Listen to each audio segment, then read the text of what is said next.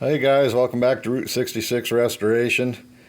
Working on the 57 again today, and started putting this front section panel, cutting it in and welding it. I'm using that new Art Captain welder I got.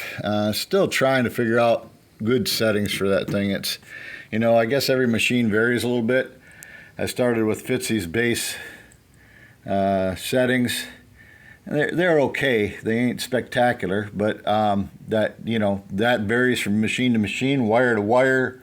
The whole shooting match can be different.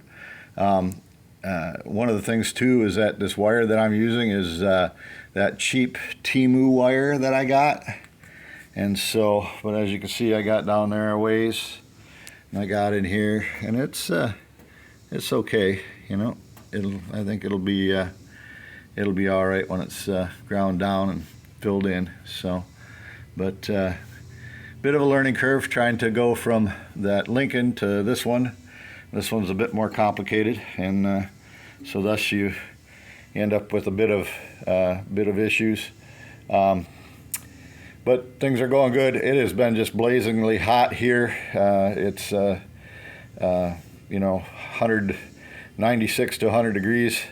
And unless I get out in the morning to work, which is pretty hard to do for me, just scheduling with the family. So I get out here when I can and try to clear my head a little bit, putzing around in this old car. So, but we all got things that we got to do, and that's the way life works. So, but anyways, take it easy, and I'll get back with you here in a bit to show you some more progress.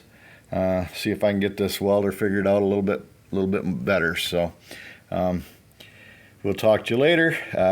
If you have been enjoying the content over the years, make sure you like and subscribe, and we appreciate you watching, and just thanks for watching. It's just a journey, and we have setbacks in life. I had shoulder surgery in December. That's doing pretty good. I'm getting around, but still got some other health issues you always get as you get older. So take it easy.